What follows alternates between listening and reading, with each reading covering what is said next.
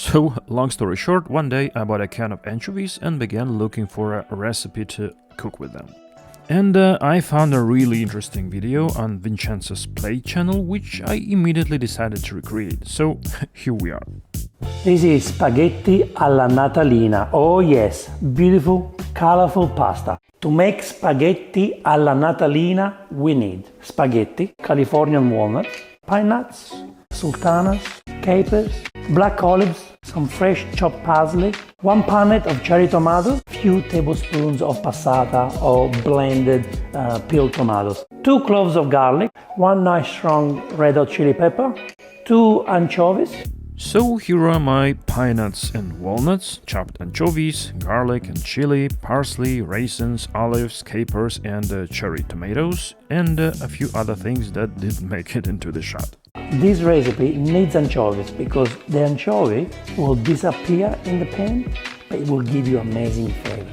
We also need about 5 or 6 tablespoons of extra virgin olive oil and salt and pepper. And on a medium-low heat, and we add the extra virgin olive oil. Here is my pan, and I also add extra virgin olive oil. Extra virgin olive oil is in there, and we can crush the garlic. I already chopped my garlic with knife along with the chilies. Stir. We don't want the garlic to burn, so we can add a splash of water, just a little splash. I don't want my oil to make so I just stir it. Now we add the chili. We add 2 anchovies. What we do now is we move the anchovies around. You will see they will disappear. It's amazing how this happens. I chopped my anchovies beforehand to make them disappear more easily.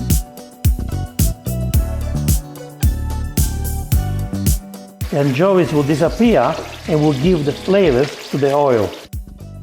As the anchovies are stirred, the oil becomes darker, darker and darker. When you get to this point, see the anchovies disappeared. So now is the time for us to add the other ingredients. So now we put the pine nuts first. So I also add pine nuts, which are quite blurred here. Put the sultana. I put the raisins. I have no idea what is sultanas, by the way.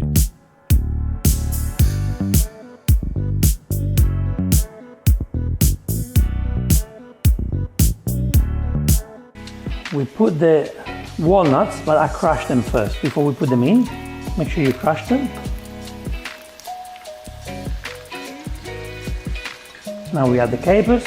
You don't have to use the capers, but I think they're very important here. I also add the capers.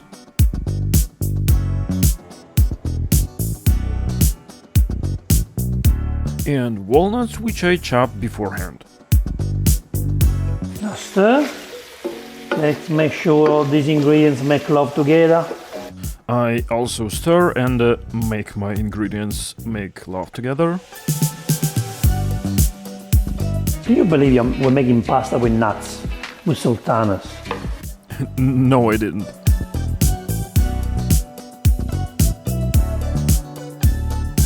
If you see big pieces of walnut, you can just break them.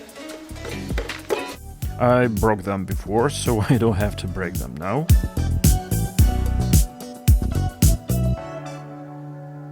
Now we want to add the sauce in there. The sauce, we're going to get the sauce from the cherry tomatoes, okay? So here we go with the cherry tomatoes.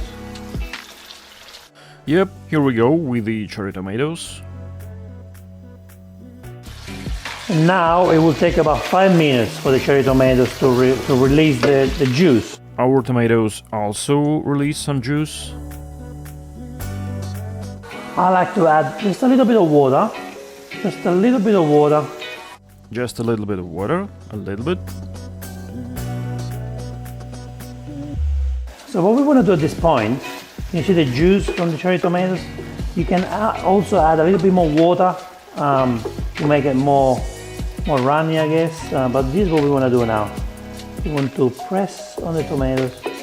And this is what our mixture looks like after several minutes. Now this is the time where I want to add 3 tablespoons of passata. In this case, this is blended peeled tomatoes. Actually, I'm gonna put more. Put 4. Now let's do this. I add a package of tomato paste and stir, squashing the cherry tomatoes at the same time.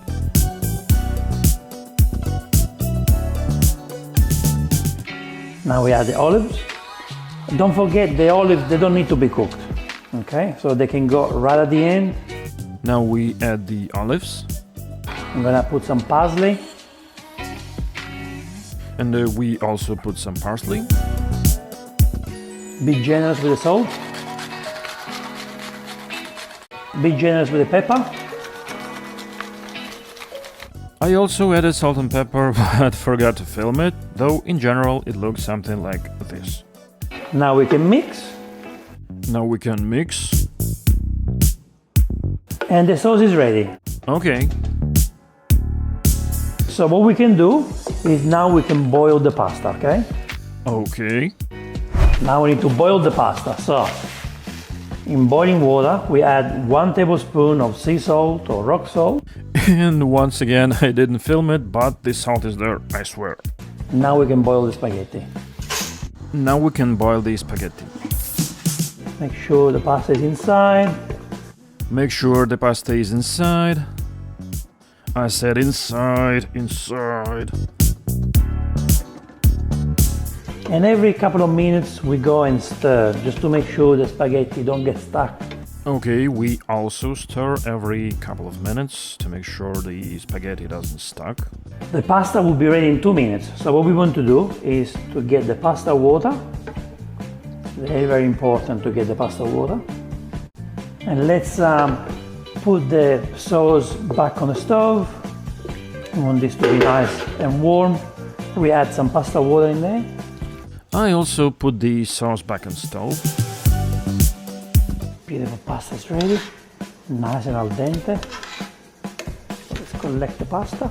And I move the pasta straight from the pot to the pan. Quickly mix everything together. I wouldn't say that's quickly, but I also mix the stuff in the pan.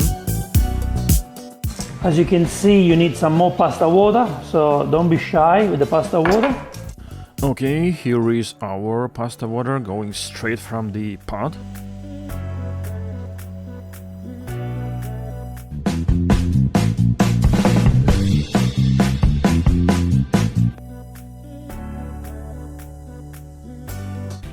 We're ready to serve it. Look at that. And we also ready to serve it, I guess. Look at that.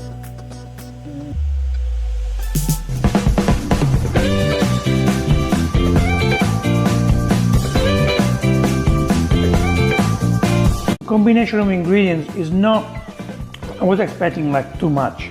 It's not, they're very delicate. The walnuts take over, of course, because there's a lot more than everything else, but they are very nice, delicate ingredients. Delicate is the word I want to use about this dish. Well, it doesn't look very Instagramish, but I really like the taste. It was really delicate and not what I expected, so thank you for the recipe, Vincenzo.